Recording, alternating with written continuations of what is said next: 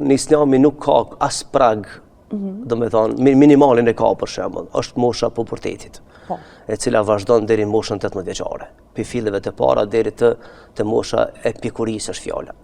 Ndërsa maksimum kufizim në martesë nuk ka, mund të martohet një edhe në moshën e shtynë. Por qëllimi i martesës nuk është vetëm martesa formale, por është arritja objektive të jetës. Dhe nëse njeriu martohet, e ri ose e reja martohet në fillet para të jetës, po e marrë për shembull vitet 20-25 vjet kështu me radhë maksimumi. Thjesht është një indikator se detyrimet e jetës kanë me ardhur në mënyrë më të mirë të mundshme, kanë realizuar në qëllimin më të mirë të mundshëm. Pra Islami prag të martesës e ka pubertetin, ndërsa limitin nuk ka limit, por që njeriu përmes martesës ka objektivat e jetës, jo vetëm formalisht, por ka qëllime të krijimit të familjes, standardizimit dhe shumërat. Si bëhet përzgjedhja e personit që e kalon jetën, vendos me kalon jetën sipas normave islame? Parimisht do ta kemi të qartë një çështje në Islam. Zoti i Madhërisht kësaj teme i ka kushtuar rëndësi të madhe. Pra martesa është një prej çështjeve më të rëndësishme të jetës. Është alternativa pothuajse e vetme, mbi të cilën ndërtohet kauza e jetës.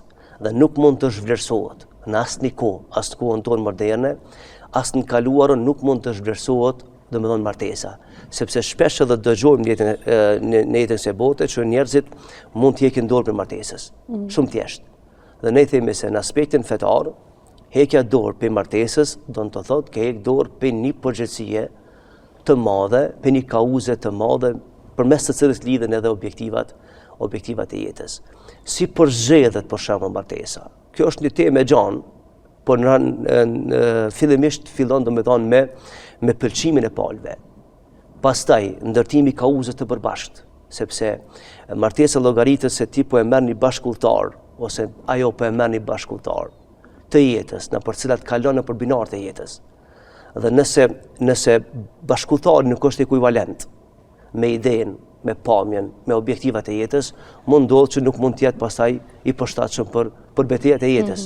E jeta ka beteja begje të mëdha, krijimi i familjes, edukimi i fëmijëve, orientimi e kështu me radhë. Pra fillimisht duhet ta kemi qartë këtë çështje se martesa është obligim për Zotin të Madhërisht, është dhuratë e jetës, është prag mbi të cilën ndërtohet jeta dhe kauza e jetës, dhe se abstenimi prej kësaj çështje do të thotë se ke abstenu prej një të drejtë të madhe që Zoti të ka dhënë dhe ke privu veten prej një mirësie të madhe të jetës. Mirë, ajo çka thatë ju hoxh, tha që ndoshta duhet me pa personin tjetër se sa është i gatshëm të përballojë dhe sfidat bashk kur përzgjedhin njëri tjetrin për të jetuar. Tash, nëse flasim sipas normave islame, sa është e mjaftueshme koha që me njoft personin tjetër, sa ja vlen ose ndoshta po të humbet koha kot, me pas pranë veç me u pas sy me sy, me një person që ndoshta vendos me kriju familje dhe me vazhdu rrugtimin tënd jetësor. Këtu janë dy koncepte të kundërta njëra me tjetrën. Sa? Sepse në Islam kur flasmi për martesën, martesa nuk është periudhë testimi.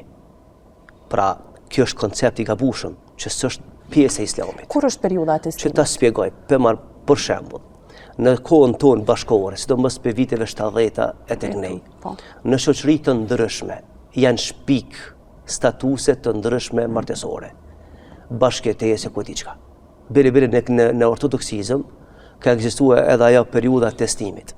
Në Islam nuk ka kësi periudha e testimit, që ta kemi të qartë.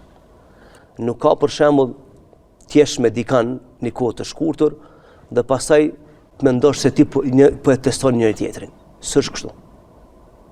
Pra ky koncept është i gabueshëm në fe po flas. Në teori tjera mund ta përçafon kushdo problemit i tyre, por në po flasim në Islam. Në Islam martesa ka disa parametra. Parafërsisht një trungu familjar. Priorda nga vjen për shembull burri ose gruaja. Statusi i asaj familje në shoqëri, baza intelektuale, objektivat e jetës, pra parafërsisht dihen paraprakisht, dhe ndërmjetëson dikush që t'i ban bashkë dy familje, për shembull, dy të ri. Dhe ata në fillim, me këto parametra, në bisedën e parë, para se të vendosin, i tregojnë objektivat e jetës, qëllimet e jetës. Pra pse po dashka që të kenë liri të tepruar me zveti, e pastaj mas një vjetë, 2 vjetë të rezulton se ne nuk kemi për njëri tjetrin. Por në realitet është realizuar diçka që ka qenë ndaluar të realizohet. Pra që t'jemi të qartë, në Islam nuk ka test, periudhë testi. Në Islam kemi thënë dhe po e përsëritem edhe një herë, martesa është ideal.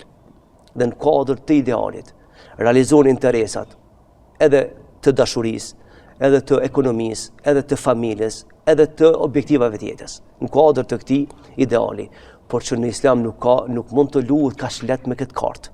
Sepse martesa është akt shumë i madh në Islam. Është pi punëve më të rëndësishme që mund ta bëjë njeriu në këtë dunjë. Dhe nuk mundet për shembull me leju sheriati i Zotit Madhreshëm kaq lehtë me bë teste të tilla dhe pastaj mu shkatru familjen dhe shoqërinë në atë kuptimin se na po bëjmë test për njërin tjetrin. Islami përkrah dashurinë mes fakt. Bashkëshortëve, në fakt, por tash në këto suaza që lejohet sipas normave islame me u njoftu çifti dhe me u martu, tash bjen që dashnia lind ma vonë apo është në shikim të parë? Se kjo edhe në aspektin social, për shembull, sociologjik është një farë debati se a ekziston dashuria në shikim të parë apo rrugë të tutje çifti mundet me lind dashnia mes çiftit. E nderuar, kjo temë ndoshta ju takon tjerëve që flasin për rubrika rozë që thonë këta ose në erotike kështu me radhë. Na po flasim në atë kuptimin Islam. Sepse askush nuk e njeh njeriu më shumë se Zoti i Madhreshëm. Dhe këto shpjegime që japin anësore, to e përshkruan njeriu. Çka mendon, a mund ta përshkruaj njeriu më mirë njeriu apo krijuesi njeriu? Krijuesi. Dhe tash kjo puna e dashurisë, që po diskutohet në libra të ndryshme romane kështu me radhë. Pra ka hiperbol, ka smadhim, ka edhe jo sinqeritet, sepse thjesht po përshkruhet diçka. Ne po flasim në rrafshin fetar real, sepse jeta është reale. Zoti i Madhreshëm e ka krijuar njeriu, burrin dhe gruan, të tillë që në mënyrë të natyrshme e ndjen nevojën për njëri tjetrin. Dhe në kuadër të nevojës për njëri tjetrin, lindin pastaj edhe pëlqimi, lind pastaj edhe dashuria. Por kjo nuk do të thotë se do të blehet kohë, sepse kjo që t'jemi qartë, kjo lloj koncepti që ne ka servu neve, o të shkatru familjen në Kosovë, o të shkatru trungin shqiptar. Sepse po i thuhet s'ka problem, deri ta din se apo e don as po don ti bashkëto, s'ka problem. E pastaj mas 2-3 vjet e prezident valla që tash s'po du. Pra kjo është me lujt me një kartë, të se nuk e lejon Zoti i Madhreshëm dhe nuk është frytdhënëse dhe nuk është objektiv i jetës kjo. Pra martesat që t'jemi qartë është nevojë edhe shpirtërore, edhe fiziologjike, edhe ekonomike, edhe biologjike. Në kuadër të kësaj ndjenje që ka kriju Zoti i Madhreshëm, lind ky sektori i që quhet dashuri. Dhe kjo nuk do kohë shumë. Vjen pëlqimi, paraprakisht bisedohen për objektivat e jetës, i për ta fat të vendosur për këtë çështje, vendosur në më të mundshme, duke bërë përgjegjësinë për njëri tjetrin, sepse askush nuk e din të ardhmen, se si fillon sot dhe si mbaron nesër. Jeta ka sfida dhe një martesë e cila bëhet, me dashuri, me mençuri, me objektiva të sakta të jetës, ajo i mbijeton kohës, edhe sfidave të kohës, sepse në fundin këtë jetë nuk ka mundësi pa u sprovu. Do të fillon një jetë mirë, por nesër ndoshta goditesh me sprove ku diçka.